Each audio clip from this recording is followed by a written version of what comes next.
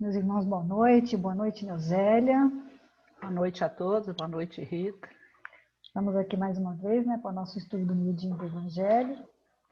Na nossa leitura inicial, eu vou ler do livro Calma, capítulo Nas Crises. Estarás talvez diante de algum problema que te pareça positivamente insolúvel. Não acredites que a fuga te possa auxiliar. Pensa nas reservas de força que jazem dentro de ti, aceita as dificuldades como se apresentam. Não abandones a tua possibilidade de trabalhar e continua fiel aos próprios deveres. Assume as responsabilidades que te dizem respeito. Evita comentar os aspectos negativos da provação que atravesses.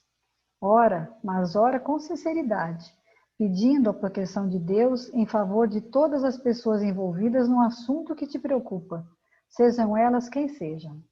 Se existem ofensas no campo das inquietações em que porventura te vejas, perdoa e esquece qualquer tipo de agressão de que haja sido objeto. Esforça-te por estabelecer a tranquilidade em tuas áreas de ação, sem considerar sacrifícios pessoais, que serão sempre pequenos, por maiores que te pareçam, na hipótese de serem realmente o preço da paz de que necessitas. Se nenhuma iniciativa de tua parte é capaz de resolver o problema em foco, nunca recorras à violência, mas sim, continua trabalhando e entrega-te a Deus.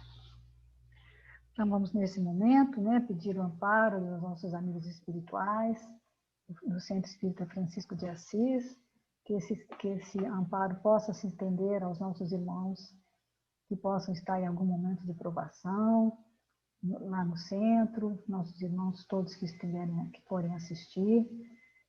Ampara, Senhor, toda a humanidade, nos abrace, nos envolva hoje e sempre, para que possamos continuar com esse trabalho, com o nosso dia a dia, com tudo que a gente possa fazer dentro de acordo com os teus ensinamentos. Que possamos, Senhor, receber nesse momento as intuições do plano espiritual, através dos nossos mentores individuais, dos mentores deste trabalho, dos mentores da Casa de Francisco de Assis, que possam eles nos amparar e nos iluminar para que possamos fazer o melhor trabalho possível. Que Jesus, nosso divino e amado Mestre, possa nos envolver hoje, agora e sempre, com seu abraço fraterno. Graças a Deus. Então, hoje nós vamos continuar, nós estamos aqui no miudinho, Mateus, capítulo 12, versículo 36, é o estudo minucioso do Evangelho à luz da doutrina espírita, baseado no miudinho de Uberaba, do Aloysio Elias. E a gente vai continuar hoje no mesmo versículo da semana passada, que é: eu, porém, vos digo que toda palavra inútil que os homens falarem, dela prestarão conta no dia do juízo. Então, a semana passada nós falamos sobre prestarão conta, A gente refletiu mais sobre a lei de causa e efeito, ou de ação e reação. Que todo efeito moral tem uma causa moral, e a gente não foge disso, é inevitável. Como na lei de ação e reação, a força que se aplica sempre vai retornar no sentido contrário e com a mesma intensidade. Então, quando a gente aplica esta lei na nossa questão da convivência, a violência, a agressão, a intolerância, a maledicência que a gente impõe, uma hora retorna, em forma da antipatia da pessoa, ou de solidão, ou de um desafeto, de um complexo de culpa, que tem esse efeito grande, que pode dar um impacto através e vir para o corpo físico. E quando acontece essa doença psicossomática, o emocional, o nosso emocional que transborda para o corpo. Tudo que a gente faz com a mente vai para o perispírito, uma hora ele não aguenta e aí ele vai jogar no corpo. Então, aí a gente está falando muito sobre a palavra, mais especificamente o logos, que é a palavra no seu sentido mais amplo, que engloba sentimento, a ideia, que deve ser dita com responsabilidade, deve ser sentida, pensada, e depois vai virar palavra. Então, e aí fala, consequentemente, também a palavra ouvida também será, né? É uma ressonância. Uma palavra que você sentiu, pensou e falou, a pessoa vai ouvir, e quando ela ouvir, ela vai fazer a mesma coisa, vai sentir e vai te devolver da mesma forma, né? Ou não, depende da pessoa, de como ela vai receber também. E quando a consequência chega, né, daquela causa inicial, daquela irresponsabilidade, é um momento crítico que ele vai falar, né? Ele vai falar várias palavras que começam com cri. É o crítico, um crítico, é uma crise, é um momento que você vai ter que usar de critério, né?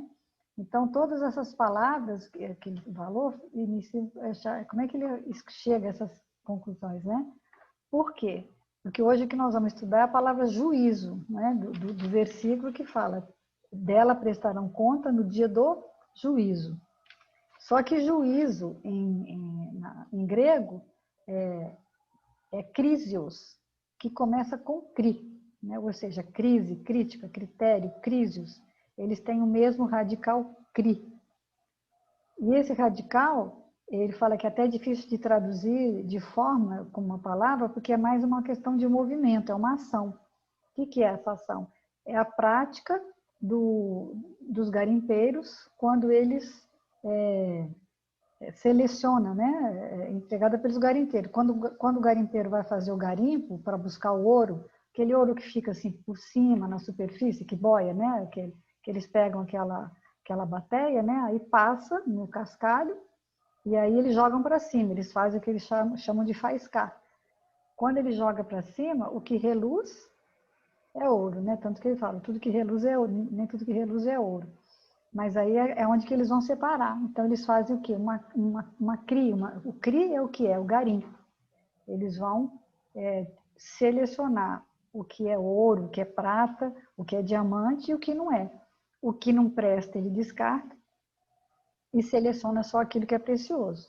Então, esse movimento de separação é que era definido pelos gregos com essa palavra cri.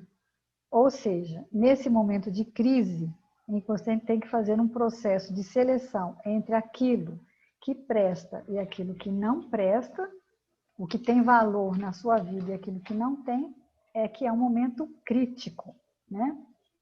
Porque você vai ter que usar de crítica, que também é a capacidade de você detectar se a coisa tem valor ou não tem. Mas para você fazer essa crítica, você tem que ter o quê? Critério. E saber, ter conhecimento do que é bom e do que é ruim. Só que às vezes a gente até sabe, né? Mas nem sempre a gente faz a melhor escolha. Às vezes vai pelo lado mais fácil, né? Mas se você sabe o que é bom e você sabe o que é ruim, né? Aí você é capaz de fazer a crítica. Mas qual critério que você usa, né? Para separar o que tiver brilho, o que tiver luz, né? Eu achei muito. A gente fica analisando assim, né? Que o nosso critério tem que ser o evangelho, né? E o quanto que a gente faz as coisas rotineiramente dentro de é rotina mesmo, sem parar para refletir, né? E sem usar o critério, né? Porque na medida que a crítica é essa capacidade de detectar o que é bem, o que tem valor, né? Por que a gente realmente ainda a gente não aplica isso, né? Eu também pensei num outro ângulo, que ele até nem fala, mas acho que o Haroldo fala muito isso num estudo dele esses dias, quando você recebe uma crítica. Né? Porque isso aqui está falando de uma autocrítica, né? De você pensar e fazer uma autocrítica. Mas quando você recebe, por exemplo, uma acusação através de uma crítica, você pode entender essa crítica como uma crítica ou como uma ofensa. Né? Às vezes a gente entende como uma ofensa, né? Mas o que você tem que fazer? Você tem que fazer uma análise. Aí vamos dizer que a pessoa está te acusando de ser vagabundo. Aí se você não é vagabundo, se você não é aquela coisa, ou não está nesse momento, naquele momento, você perdoa. É o que você tem que fazer. Ele está errado. Mas de repente, você está mesmo meio à toa, não tá procurando emprego, não está fazendo nada, não está se mexendo para conseguir alguma coisa, então você tem que fazer o quê? Acatar. Então, ou você não acata, mas o que aí transforma talvez uma ofensa, mas você perdoa, ou você acata e pensa, bom, né? A sua consciência se incomoda com aquilo e você passa a dar conta. Então, isso acontece muito tanto com a religião quanto com a ciência. Quando a religião e a ciência te trazem conforto, quando está confortável para você, você fica.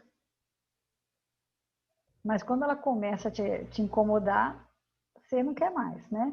Então, por exemplo, enquanto a religião tem só manifestações de aparência externa, né? Que você só tem que ou ir na missa, ou ir, ou ir na palestra, e assistir, e achar bonito. Ali tá tudo bem, são os cultos exteriores, né?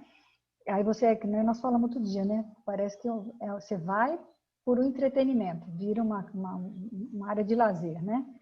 Mas se começa a te cobrar para trabalhar, para fazer caridade, para fazer uma mudança íntima, aí a pessoa já se afasta. E a ciência é a mesma coisa. Quando ela tem uma tecnologia nova, um computador, uma rede social, aí tudo se acha maravilhoso.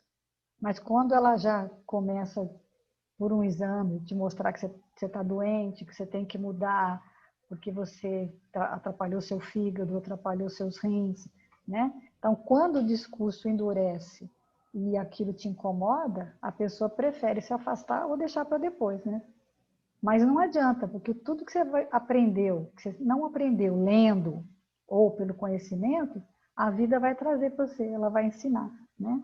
Então, o máximo que a gente dá conta é de adiar, porque vai mais tarde aparecer em forma de doença, de desemprego, de alguma situação mais difícil, né? O que nós falamos na semana passada, a aflição, ela sempre existe, ela só troca de lugar, de endereço, ou ela está com você ou ela está com o outro. Então, a gente tem que tomar muito cuidado com isso, né? Para a gente ficar atento para poder aproveitar esses momentos e não ficar revoltado contra o outro ou contra aquilo que está acontecendo, né? Basicamente, esse versículo, né, é a lei de responsabilidade, mostrando que tudo começa com a palavra, né? Com aquilo que você diz, né? E aquilo que você diz é aquilo que você sentiu, que é o que você pensou, né? E Sua boca as suas fala daqui ações, está o cheio o seu seu coração. coração, né? Então ele fala, de tudo que ocorrer, parece que te ocorrer de dizer, você tem que submeter ao evangelho, né? Aí você tem que pensar, mas olha só, como a língua é mais rápida, às vezes, né, do que o cérebro, você acaba falando e fazendo critério depois que você falou, mas depois que você falou, já falou. Né? Mas pode se pedir perdão. E aí a pessoa vai... E aí, por isso que a dor e esse momento de crise tem que chegar, né? Porque a gente não está conseguindo avançar quando tudo está dentro de um padrão de normalidade para nós, né? A zona de conforto, porque tudo vem da necessidade da gente se conscientizar que nós somos espíritos num processo evolutivo. Mas a gente ainda continua achando que a gente é só corpo, e aí você quer viver de férias, né? Lazer, fazendo da vida um momento de lazer, e espiritualmente falando, você ainda está muito distante. Aí você continua agindo à distância do Cristo, né? E quando você se afasta, aí tem que vir a crise mesmo, para que você, né, É onde ele fala tenha esse entendimento maior, né? que existe isso você sabe que você tem que fazer, né? Vamos dizer que você se conscientizou. Mas tem um detalhe que ele fala, né? Você tem que estar animado a fazer isso. Tem que estar disposto a fazer. Questão do entusiasmo, né? Porque dá trabalho, né? Então ele fala que aqueles garimpadores, os garimpeiros, né? Os faiscadores, eles é um trabalho difícil, né? Porque chegar no lugar é difícil, tem um processo todo complicado. Então isso tudo você tem que pensar que eles fazem por quê? Porque existe uma grande necessidade. Eles têm essa necessidade. Então às vezes a gente não faz isso porque ainda não tem a visão dessa necessidade, né? Então, por isso que ele fala que a melhor coisa que pode acontecer na nossa vida, para a qualificação desse nosso vocabulário, do nosso pensamento, do nosso sentimento, é uma grande crise. Porque se você não tiver a crise, você não faz a crítica. E não lança a mão desse bom critério, né? Para decidir qual verbo, o que você vai falar, o que vai ser bom para a sua vida e o que não vai ser, o que vai ser descartado, né? Então, a gente está vivendo essa pandemia, é bem isso, né? É um momento de você avaliar quanta coisa que você tinha, né? Na sua vida, que para você era às vezes primordial, ou que pelo menos você estava fazendo, e até mesmo sem mesmo perceber, que agora você reavaliou e não tem mais a importância que tinha, e quanta coisa que tinha, a coisa que, isso aí é uma coisa importante, acho que foi na China, não sei se é China, na China, no Japão. Depois, quando no Japão se criou a famosa metodologia que as empresas usam, né? Lá na loja, por exemplo, nós fazemos. Todo ano tem o que a gente chama de olho. Foi implantado desde que a gente fez um trabalho com o Sebrae. O que é o de olho? É onde se aplica o 5S. De olho é assim, é um dia, uma semana, uns dias que você fica só arrumando mesmo, entendeu? Então, o que é o 5S? É um senso de utilização, mas serve para a vida da gente. E a gente percebia, os funcionários lá falam, que você começa a fazer no trabalho, e aí você começa a fazer em casa, e você vai refletindo, e você vai mudando em relação a isso. Então, é o senso de utilização, senso de organização, de limpeza, de padronização e de autodisciplina. São 5 Cs, né? Então, o primeiro senso é o de utilização. Consiste em manter a área de trabalho apenas a coisa que é essencial. Então, tipo assim, você está na sua área de trabalho, você deixa só aquilo que você precisa. O que você não precisa muito, você deixa mais longe ou dentro de uma gaveta. O que você quase não usa, você deixa dentro de um armário. O que você não precisa nunca, você põe numa área de descarte. Ainda não é lixo. Porque depois que todo mundo descartar, é que vai... Aí o cara vai lá, um outro vai lá e vê, não, isso aqui não serve para você, mas serve para mim, né? Aí depois vem aperfeiçoar o senso de organização, que é deixar as coisas assim mais num lugar melhor. Depois vem o senso de limpeza, e aí é limpar diariamente, né? Então é uma rotina que se cria de você estar sempre limpo. E aí depois vem o senso de padronização, que é, tipo assim, como se fosse, vamos dizer, um restaurante. Que eu também achei interessante você pensar mentalmente nisso. Qual que é o seu padrão? Quando você vai no restaurante, eu sei quando eu tive um restaurante, eu falava assim, ó, o cliente que veio aqui comer este molho, ou ele gostou ou não. Se ele gostou, quando ele voltar, ele quer esse molho, ele não quer outro. E se ele não gostou, ele nunca mais vai pedir outra coisa. Então tem que ter um padrão. E a gente também tem um certo padrão, né? Que a gente, quando você olha a pessoa, você sabe, né? E aí o último S é a autodisciplina, ou seja, implica em manter os outros 4 S sempre fazendo. Então, mentalmente, se a gente usar isso também, né? Utilizar melhor, né? Pensar melhor, organizar melhor a mente, limpar a mente, padronizar a mente e depois manter isso tudo em ordem, manter isso tudo sempre em dia. Aí eu achei interessante porque dá para a gente usar isso na sua casa, na arrumação da sua casa, na arrumação de uma gaveta. Tudo isso é de pequenas coisas, né? O Feng Shui trabalha muito com isso, né? As coisas organizadas no lugar certo. Tudo isso faz com que você se melhore, né? Isso tanto serve para a sua mente, como para o seu corpo, como para a sua vida, para onde você estiver, né? E como o nosso foco aqui é a questão da palavra, né? Que é o início de tudo, até isso a gente pode aplicar, né? O que realmente é a utilidade ali, que eu estou usando aquela palavra naquele determinado momento, né? Como que eu posso organizar para que elas não firam as pessoas, né? Não machuquem. E eu achei interessante, limpeza, né? O que a gente pode limpar em termos de palavra aí, né? Jogar fora aquelas que fazem parte do nosso vocabulário e que a gente sabe que não trazem bem-estar nem para nós, nem para os outros, né? É porque ele fala que reflete o Evangelho, reflete Luz. Jesus, reflete a luz. Não, então Se não vai tira, refletir luz, tira, joga fora. limpa, joga Faz a fora, né? seleção. É. E aí Aí ele foi por... ele fala assim, né, que a crise sempre se instaura por quê? Porque é alguma coisa que você fez. Às vezes você até percebe, né? Até dentro dessa, que ele vai usar muito nesse estudo, a questão de ortopedia, né? Ele fala toda hora em fisioterapia, né? E isso é uma verdade. Tudo que você sente dentro de... Porque nós somos um eixo, né?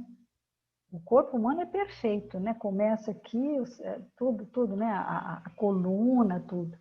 Só que aí você começa, você entorta aqui, esse aqui entorta aqui, o outro entorta, você fica igual eu brinco muito com o fisioterapeuta que me atende, que eu falo que eu me sinto o Pinóquio, né? Que fez arte, e o Gepeto tem que consertar, né? Porque você senta torto, você cochila. Tudo isso vai fazendo com o seu corpo, mais que a gente já tem uma certa idade, que ele vai se deteriorando. Então, tudo que você fizer tem uma consequência, a causa e efeito. E aí ela vem, né? Pode ser uma coisa que você fez agora, como pode ser outras coisas de outra encarnação que você não vai lembrar. Mas, com certeza, a causa está em você mesmo. Que aí ele vai para o livro para a ciência, né? Capítulo 5. A crise acontece.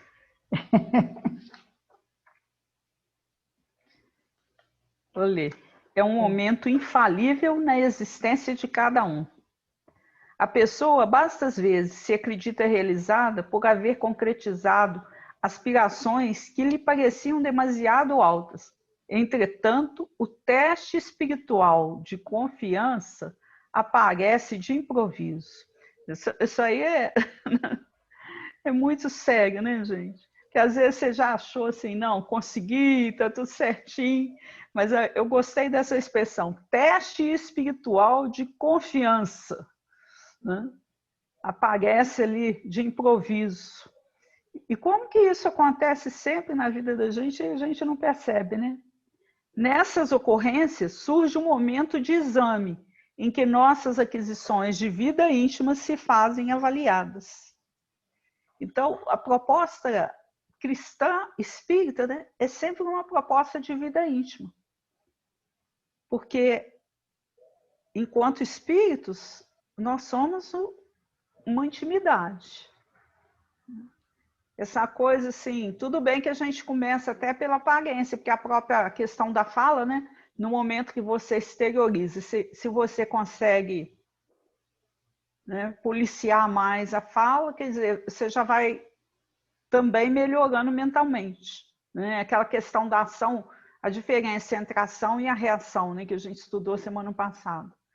Então é muito sério isso, né? Porque é um teste mesmo para ver, para a gente ser avaliado dentro dessa proposta, né? Essa questão da...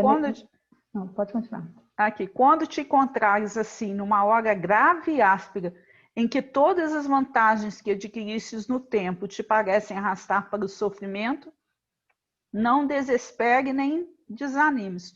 Confie em Deus e segue adiante. Então, quando chega esse momento sério da crise, da dificuldade para nós, né, o que a gente tem que fazer, né? A gente tem que confiar em Deus e seguir adiante. Achei muito interessante, ele deu um exemplo até dele, né? A mãe cozinha, né? E você está tranquilo na sua zona de conforto. Aí quando você vai aprender a cozinhar? Quando acontece alguma coisa com a mãe, né? Igual a dele, aconteceu lá um problema com a mãe dele, teve que ficar de repouso, teve que aprender a cozinhar. Né? Eu me lembrei então, assim, a gente só desperta realmente quando tem a dificuldade. Eu me lembrei que quando nós mudamos para Bicas, o Lincoln ficava assim, eu quero comer pizza, eu quero comer, porque lá em São Paulo a gente tinha muitas pizzarias que tinham forno a lenha, na época não tinha, nem aqui na região não tinha, nem em Juiz de Fora não tinha.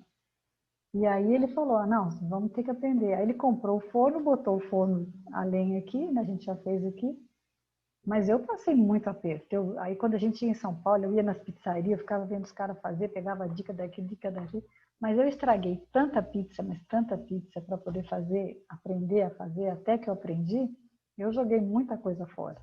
Mas você tem que ter essa insistência, né, de conseguir. Por quê? Você quer, quando você quer uma coisa realmente, né, que você tem essa vontade, essa necessidade de fazer aquilo, você vai adiante, não desiste, né? Olha que interessante que tem uma parte, está em João, capítulo 12, versículo 24, que fala justamente dessa questão da crise, né? Em verdade vos digo, se o grão de trigo caindo na terra não morrer, fica ele só, mas se morrer, produz muito fruto. Então, quer dizer, se a crise, a gente só vai produzir fruto, né? Na medida que houver esse momento de crise. E aí a gente vai ter um novo despertar muito mais grandioso. Porque o grão foi lá, né? Tá na terra, sofreu aquele processo, ficou na escuridão, mas a partir do momento que ele desabrocha para a luz, né? Começa a reluzir a luz e aquilo que existe no grão de melhor, que é o que a gente precisa fazer também, aí ele vai produzir muitos frutos. E a gente, na hora que a gente consegue sair da crise harmonizado, com um entendimento diferente, é aquela questão que a gente estava comentando anteriormente, aí que você falou, né? Da pandemia. Quantas pessoas já se tornaram pessoas melhores com a pandemia? Outras ainda são crianças espirituais, que ainda não conseguem se sensibilizar com a dor do outro, com aqueles familiares de outras pessoas que estão morrendo. Mas, de repente, isso vai se aproximando mais de você, né? E aí você tem vai certas aprender. coisas que só a hora que você vive na pele mesmo que você vai Esse aprendizado. a gente é a idade mesmo, a maturidade que vai trazer. Antes não vem. É a frase que começa do livro Paciência, né? Quando ele fala, é um momento infalível na vida de cada um. Vai surgir para todo mundo, de uma maneira ou de outra. É o ponto de virada, né? Que vai te tirar do tédio, da zona de conforto, que vai você sair daquela posição onde ele dá o cômoda, exemplo né? da história de ficção, né? Uma história de ficção, assim. Se tiver tudo certinho, tem que ter um momento que vai morrer alguém, né? Não, peraí, tem que acontecer alguma coisa para a pessoa ficar mais interessada, né? Para ter um momento da crise, né? Se o autor não tirar aquilo da zona de conforto, a história fica sem graça. Aí vem um abalo, né?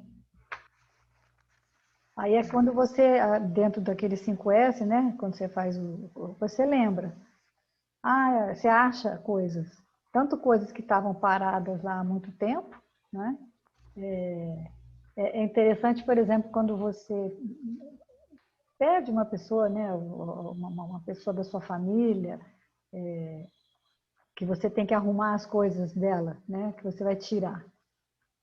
Por isso que eu vejo assim, eu fico já pensando assim, a gente tem que dar uma desapegada antes, porque é tanta coisa para a pessoa depois, são coisas que vai dar trabalho para os outros, não é? Para jogar fora, ou para ficar com pena de jogar fora, entendeu? Então você acha cada coisa, entendeu? Cada coisa que hora se ri. Eu me lembro quando eu arrumei as coisas da minha mãe, quando ela desencarnou, tinha hora que eu ria, tinha hora que eu chorava, porque tem coisas assim, né, inusitadas que as pessoas guardam, tipo assim, por que ela guardou isso? Né? E agora, o que eu vou fazer? Porque para ela tinha um valor. Mas para mim, então eu fico pensando assim, as coisas que tem aqui na minha casa, tal, minha, assim, tá, o que eles vão fazer com isso? né? Se eu não estiver mais aqui, não tem valor, tem valor talvez para mim, né? Mas não tem para mais ninguém. Vai botar ali, vai, né? Como é que eles falam, né? Caixão não tem gaveta. Então a gente tem que pensar muito nessas questões, nesses desapegos, né? E fazer o 5S, né? Diariamente. Contabilidade, isso fica, isso vai, isso fica, isso vai. Tem que separar, né? Mas aí, porque também aí, nisso, você também, nesse momento, descobre coisas que estavam guardadas, que podem ser úteis e que estavam inúteis. Essa inutilidade sempre me incomoda muito, sabe? Da coisa que está ali e para você é inútil, que é isso que mais me chamou a atenção quando a gente aprendeu a questão do 5S, é a área do descarte. Porque se você tem vários departamentos na empresa, o que você faz? Você pega, isso aqui, por exemplo, você tem lá um apontador, eu não uso esse apontador, eu não uso lápis, aí você põe na área de descarte. Mas vai um outro setor lá e fala assim, aqui tem um apontador, esse apontador me serve. Aí ele pega na área de descarte e aquilo deixa de ser lixo. Então só vai ser lixo depois que todo mundo olhou, todo mundo não quis, aí é lixo. Entendeu? E mesmo assim ainda tem a possibilidade de você pensar de uma outra pessoa que não seja da empresa, que não esteja por ali, que tem um critério menor e que possa usar. Né? Às vezes o que não é útil para você pode ser útil para alguém. Quando a gente acumula, a gente tem que ter muito em mente, né? Que o outro pode estar tendo uma necessidade maior. Tem até eu acho que num centro espírita que eu já vi um folderzinho que fala, né? O que é inútil para você pode ser útil para nós, né? Então, realmente, tem sempre... Por isso que a lei que rege o universo é lei de cooperação. É igual, né? Antigamente os copos de requeijão eram de vidro, né? Gente, como vendia no bazar aqueles copos de vidro? Vendia assim por 10 centavos, 20 centavos.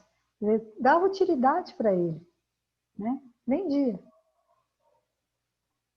Então, agora já não tem mais, agora é plástico, né? Não sei, talvez agora... Não, ainda tem de vidro. Tem de plástico também, mas ainda tem. Mas o que eu gosto é de vidro.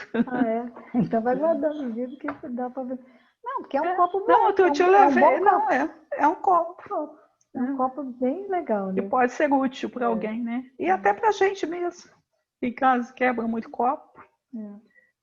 Eu achei interessante. E aquele negócio que ele fala, né? Da sujeira produzida nos últimos séculos, né? Vão acordando a gente para a mudança, né? Que se a gente for fazer essa análise agora na época de pandemia, né? Então, realmente, o quanto que isso tudo está impulsionando a gente para... Pelo menos, se a gente ainda não consegue mudar, eu vejo muito isso. A gente já está começando a ficar incomodado. Ter essa consciência. Com a situação, né? Aí a gente tem duas escolhas, né? Ou você que eu falei no começo, né? Ou você vai embora ou você fica e muda. Tem duas opções. Você finge que não viu, finge que não viu, passa adiante, né? Mas aí ele fala, né, achei interessante ele fazer a roseira, né? Que você põe esterco, né, na roseira, que é uma coisa, né, suja, né? Uma coisa podre, né, praticamente. E aquilo vai virar perfume. Então toda essa sujeira vai se colocando aos nossos pés, né? Os pés representando um sentimento. E aí que você precisa, né? O que ele fala, quando o óleo chega na praia, né, que o mar vomita, literalmente, né? Aí a pessoa começa a pensar, os homens começam a pensar que vê, né, que tem que tomar conta do oceano, porque jogou sujeira nele, né? Tudo isso volta, né? De uma forma que não tem jeito, né?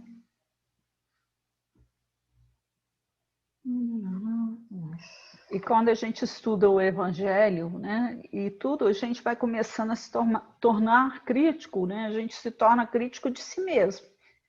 E aí já vai começando mesmo a ficar aquilo que eu falei anteriormente, né? A gente vai ficando incomodado, de um jeito ou de outro.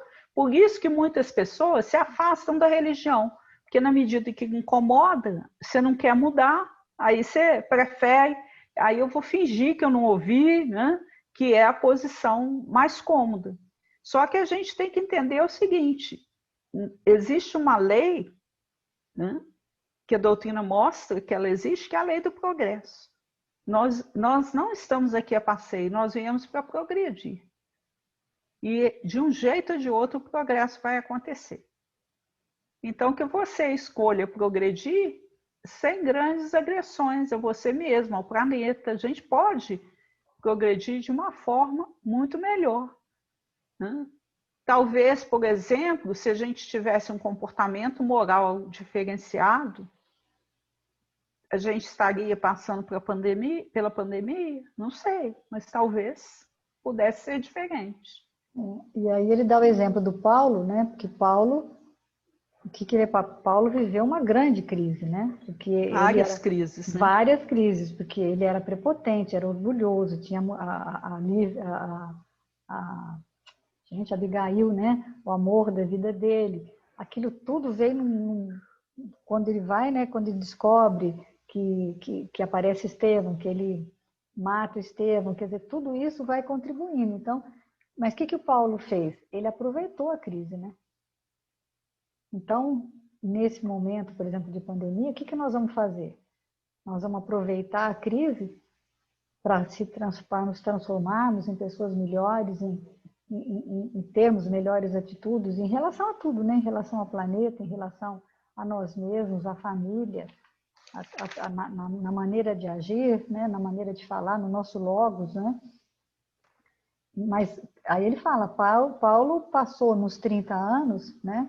Naqueles 30 anos de trabalho, por vários momentos de crise, quando ele briga com Tiago, quando ele fica sem saber se ele vai para Roma ou para Jerusalém, aquela convivência dele, né, com Áquila e Prisca, que ele não sabia se ele falava ou não falava para eles quem ele era, né? Quando ele encontra com o pai, que ele fica sem saber se ele aceita ou não a ajuda do pai. E aí ele fala da frase do Nietzsche, né? Que não te mata, te fortalece. Então, aquilo que não te aniquila moralmente, inevitavelmente vai transformar o seu coração num coração mais forte. É o que a gente chama de bom combate, né? Depois ele vai para o livro Exames, né? Não, Desculpe, Justiça Divina, e a leitura é Exames, né? Que começa assim, ó. A dor é agente de fixação, expondo-nos à verdadeira fisionomia moral. Essa frase aqui é muito interessante, né? Porque quando você está num processo de sofrimento, né? Que aí fica desvendado exatamente quem você é. Como que você está reagindo nesse momento de dor, de crise, né? O sofrimento é fotógrafo oculto. Deslinda os mais íntimos aspectos da personalidade, situando-nos a descoberto. Aclara os menores impulsos do coração, deixando-nos à mostra. Em razão disso, cada problema que te procura é semelhante ao trabalho de análise dirigida, como que a radiografar-te certas zonas do ser, de modo a verificar-lhes o equilíbrio. Aí ele dá o exemplo, né? O que é esse fotógrafo oculto? É como se fosse um paparazzi, né? Ele fica ali, né? Eu lembrei muito disso, o negócio de te pegar de surpresa, né? Não sei se é porque eu tive o restaurante e tal. Você quer ver uma pessoa como ela é, ela chegar num restaurante com fome, com muita fome, e aí não ser atendida imediatamente, porque ela acha que ela é a rainha da cocada preta. E aí você vê como que ela trata o garçom, sabe? O garçom é aquela pessoa que a primeira coisa no mundo que ele tem que ser é humilde. E se ele não for humilde, ele não fica no serviço. Porque as pessoas, quando estão com fome, aí elas mostram quem elas são, sabe? Literalmente. Então, um momento assim que você não está interpretando, né? Aquilo é aquilo que você é, sabe? É o que ele está falando, né? Que o sofrimento é um fotógrafo oculto, né? É como a gente se revela, né? No trânsito, né? Ele dá exemplo do trânsito, como você se revela no trânsito? No momento que alguém te dá uma fechada. Então, quando alguém te xinga no trânsito, se você devolve, né? Ou se... como é que você... Quando alguém bate no seu carro, tudo isso é um momento que é crítico para você, porque naquilo mais você tem que fazer a escolha, né? E aí o espírito superior, ele, em um segundo, ele processa isso tudo, sente, pensa e fala alguma coisa. Mas nós, normalmente, a gente vai falar, para nós é uma eternidade, porque o que eu penso assim, que eu vejo, que eu pensei muito, para um espírito superior, num milésimo, sei lá, de segundo, ele já sentiu, já pensou e não falou. E nós, teoricamente, demoraríamos, assim, sei lá, 5 minutos para sentir, pensar e falar a coisa certa. Por isso que geralmente a gente fala a coisa errada, porque não dá esse tempo para nós mesmos de refletir. Porque às vezes é E um a carro, gente se é só perde, um pedaço de metal, gente, né? a gente se perde na análise superficial das coisas, né?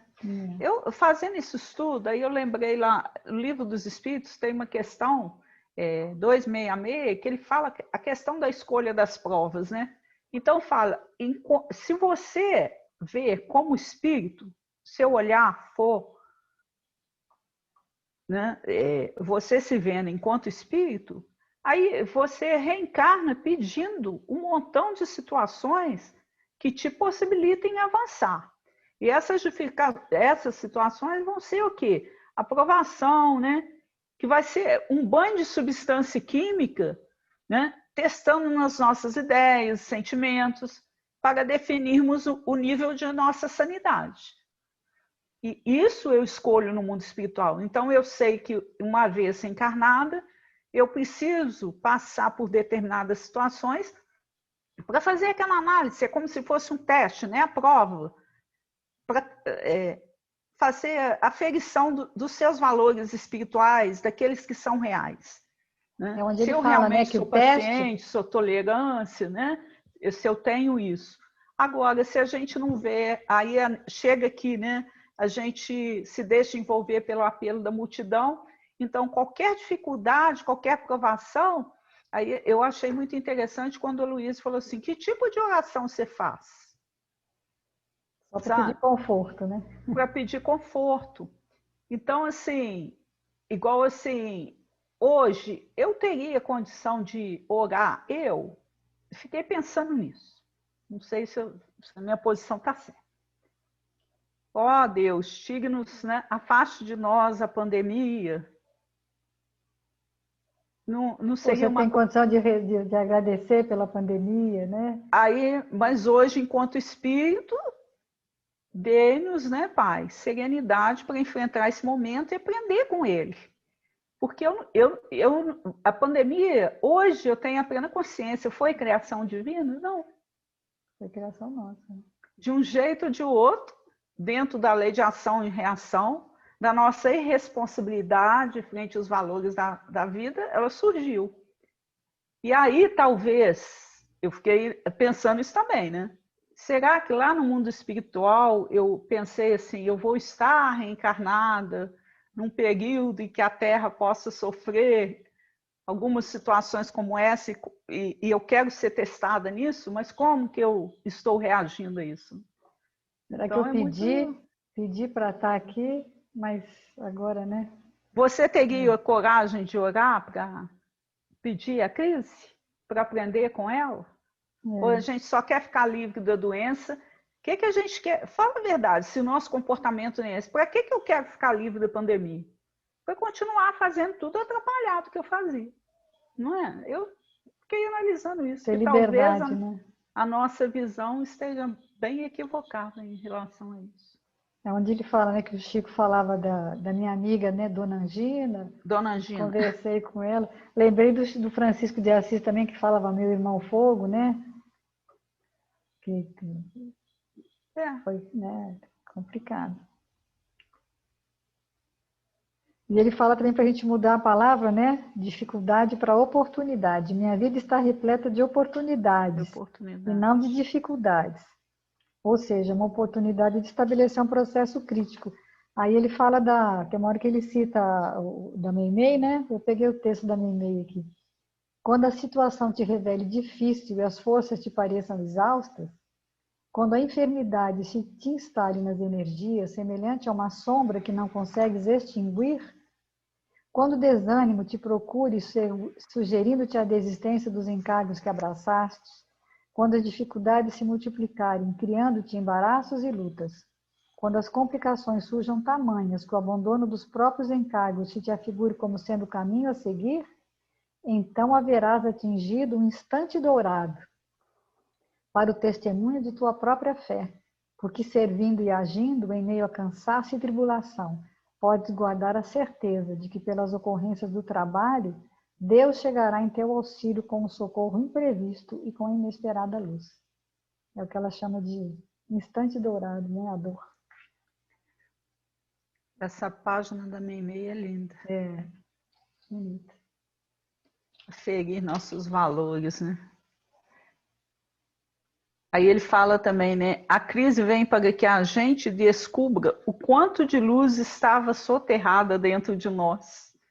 Isso é um aspecto muito bom, né? Porque depois você consegue realmente se harmonizar, sua vida só vai surgir coisa boa, bacana. É verdade. Uma das coisas que eu fico assim, é a gente que vivencia lá no asilo, né, Rita? A questão do envelhecimento, sabe? Do desgaste que é e o quanto que isso é doloroso aqui na Terra.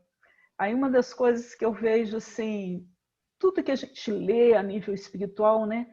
O quanto que a morte num planeta mais evoluído, ela é diferenciada, o quanto que a passagem, né, do mundo material para o mundo espiritual vai ser feita com mais tranquilidade, mais harmonia, porque hoje realmente, dentro de tudo isso que a gente vivencia, né, é muito sofrimento, muita, sabe? Você vê uma pessoa assim, com dificuldade de engolir, não conseguir se alimentar, né?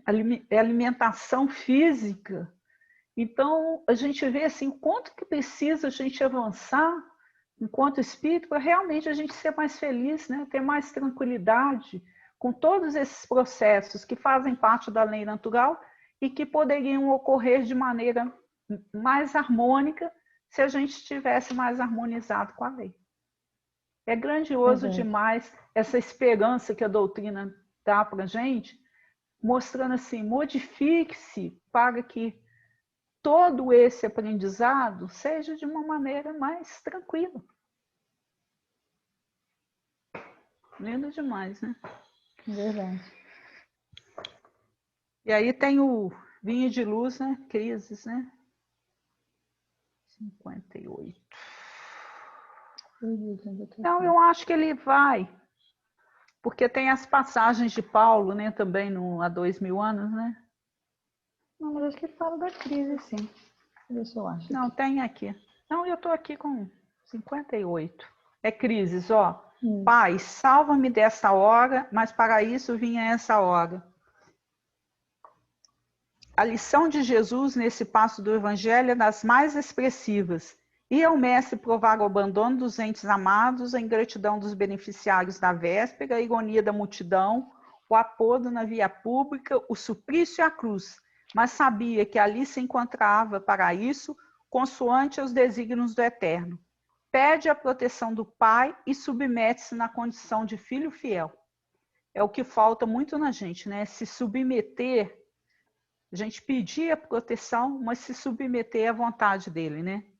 Examina a gravidade da hora em curso, todavia, reconhece a necessidade do testemunho. Nós também, né? Se o Cristo precisou testemunhar isso para nós, né?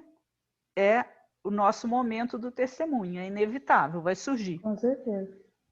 Examina a gravidade da hora em curso, todavia... já falei.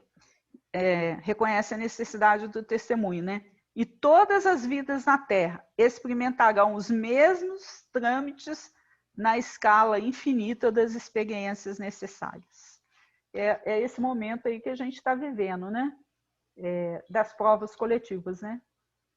Aqui, ó, o homem será conduzido à luta, o cristão conhecerá testemunhos sucessivos.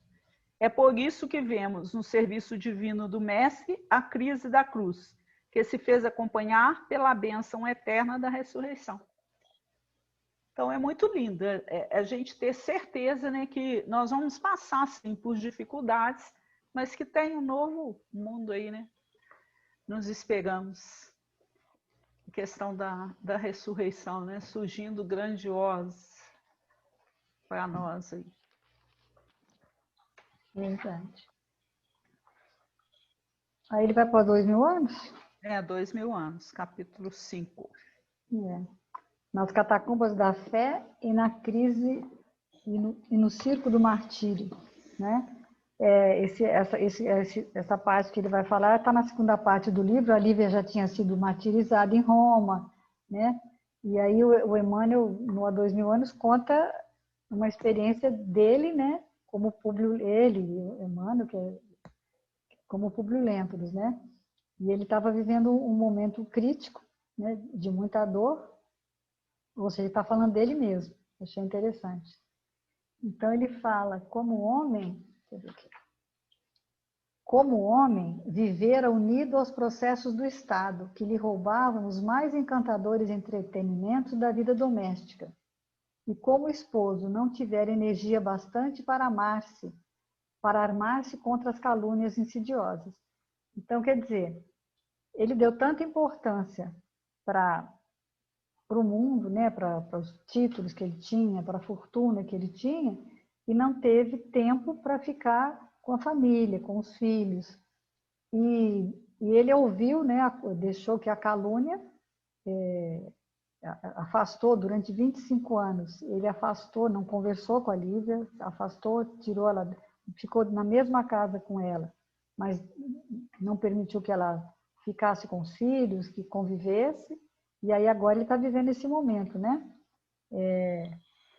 Ele fala, né, que o livro foi escrito em 1939, mas serve para o homem de hoje, né? Quantas nós, né, estamos dando mais importância para trabalhar, para sair para a rua, para fazer o que é material, e terceirizamos, né, a educação dos filhos, né?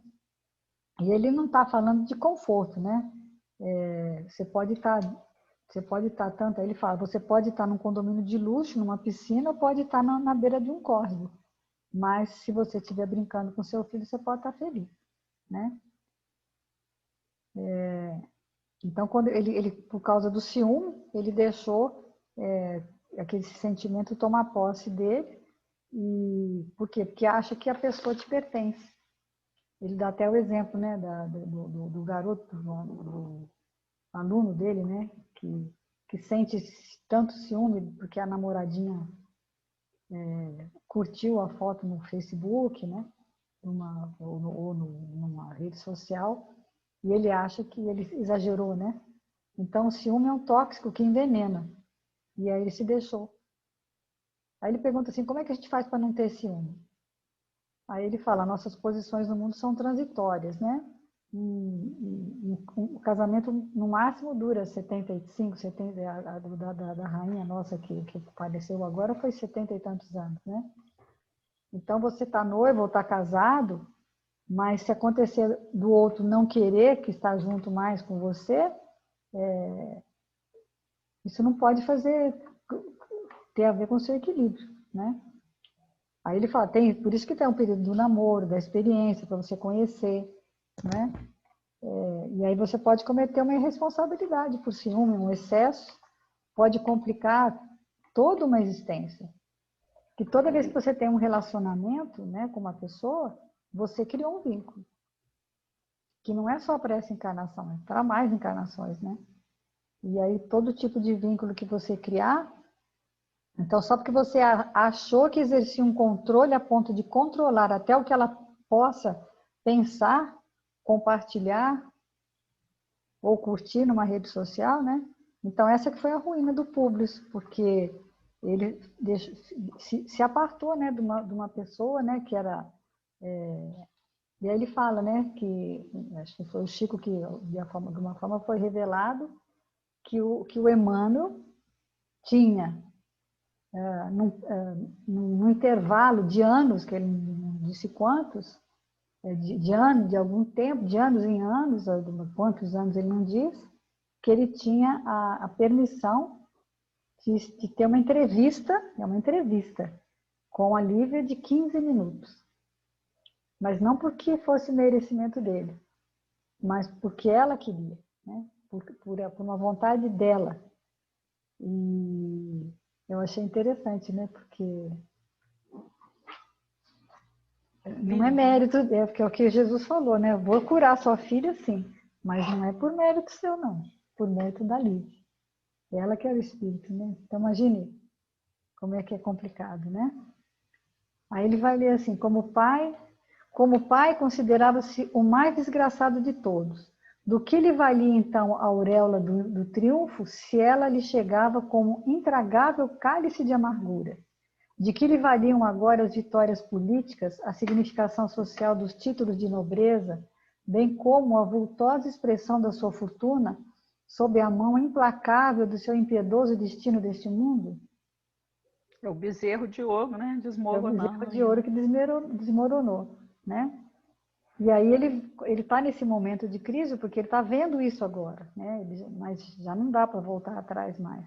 Aí ele faz uma prece sentida, né? Ele diz: Jesus de Nazaré, disse com voz súplice e dolorosa: foi preciso perder-se eu o melhor e o mais querido de todos os meus tesouros, que é a Lívia, né?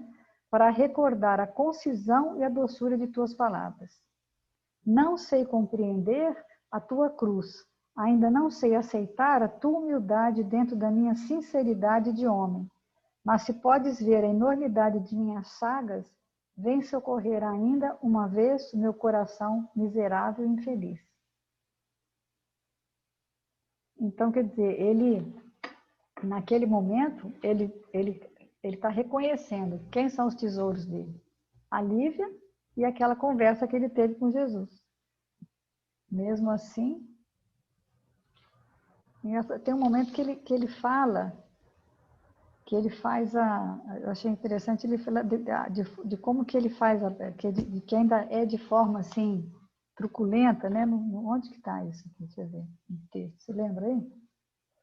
Que ele fala que ele faz a prece, mas não é assim uma prece, ele faz a prece, mas ainda numa postura Voz assim. súplice e dolorosa. Deixa eu olhar aqui. Não, então não é isso que eu estou fazendo confusão, mas acho que eu achei interessante esse... Não, é...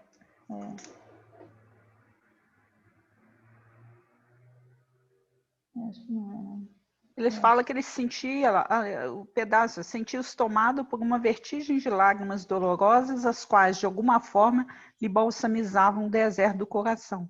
Ajoelhando-se sobre a fronte opulenta e generosa, qual fizeram um dia na Palestina, exclamou para os céus, com os olhos marejados de pranto, lembrando-se da força moral que a doutrina cristã havia proporcionado ao coração da esposa, nutrindo-a espiritualmente para receber com dignidade o heroísmo de todos os sofrimentos.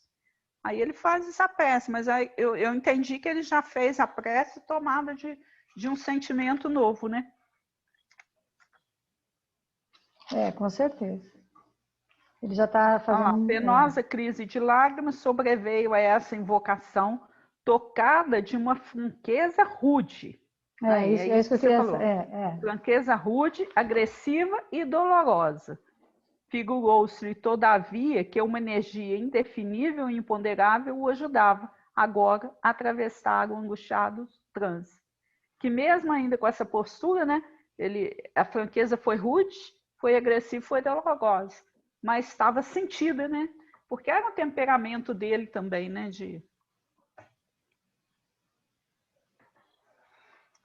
Rita, no nosso horário.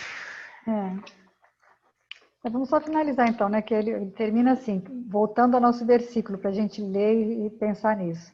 Eu, porém, vos digo que toda palavra inútil, ou seja, todo gesto irrefletido, irresponsável, infeliz, que a gente possa falar, ou fizer, ou sentir, ou pensar, dela vamos prestar conta no dia do juízo. Ou seja, vamos prestar conta no dia da crise, né? Mais crítico, dia em que você vai ter que lançar a mão dos melhores critérios evangélicos para decidir o que fica e o que sai da sua vida. Né? Essa que é a verdade. Olha, hoje eu escolhi um poema de Maria Dolores. Eu achei lindo, fico emocionada com ele. Então vai ser a nossa prece final, o poema de Maria Dolores, né? Porque esses espíritos são espíritos especiais que têm um poder de usar a palavra de uma maneira grandiosa que a gente ainda não tem. E parece que sai direto do coração, né? Parece que sai... Ele não pensou, ele só sentiu e pôs para fora. Sentiu e pôs para fora. Então, como a Neuzelli ainda não é capaz assim, nem de pensar e nem de falar. Vou usar a Maria Dolores, tá, gente?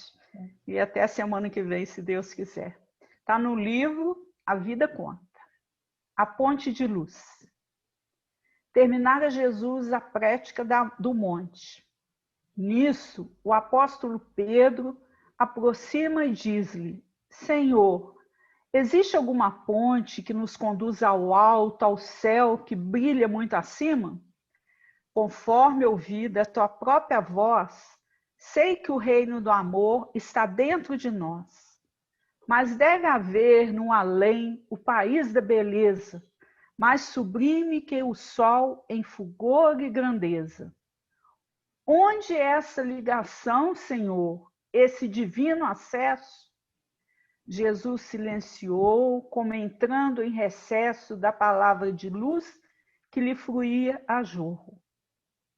Circunvagou o olhar pelas pedras do morro e, depois de cumprida reflexão, falou ao companheiro: Ouve, Simão, em verdade, essa ponte que imaginas existe para a vida soberana, mas temos de atingi-la por estrada que não é bem a antiga estrada humana.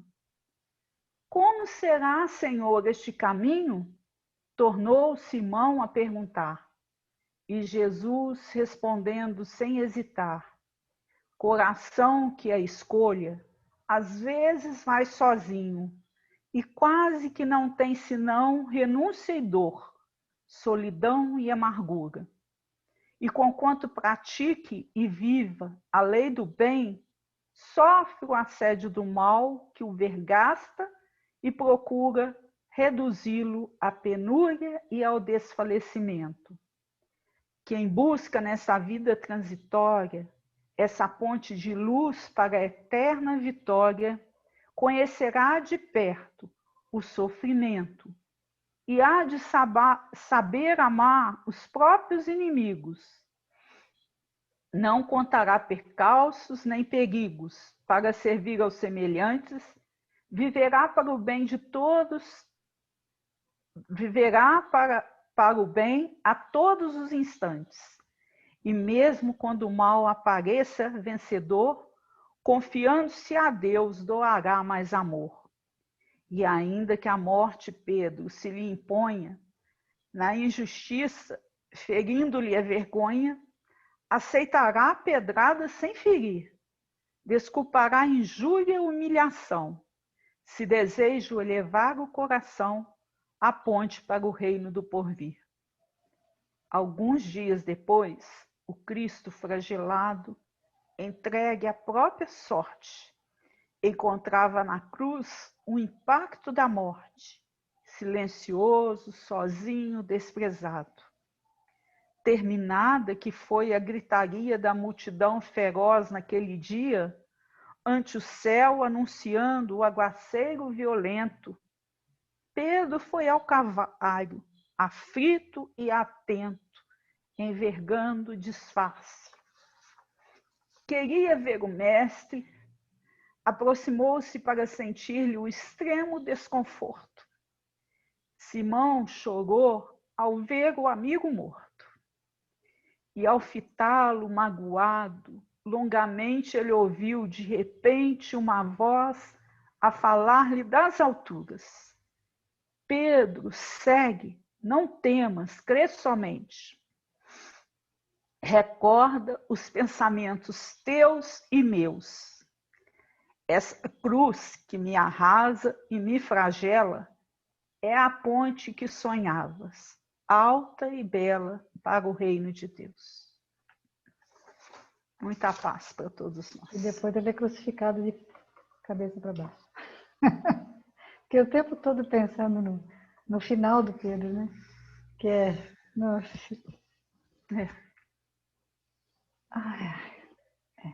Vamos lá, enfrentar nossas crises. Né? Que possamos, semana que vem estaremos de volta, se Deus quiser. Né? Muita paz para todos, fiquemos todos com Deus. Graças a Deus.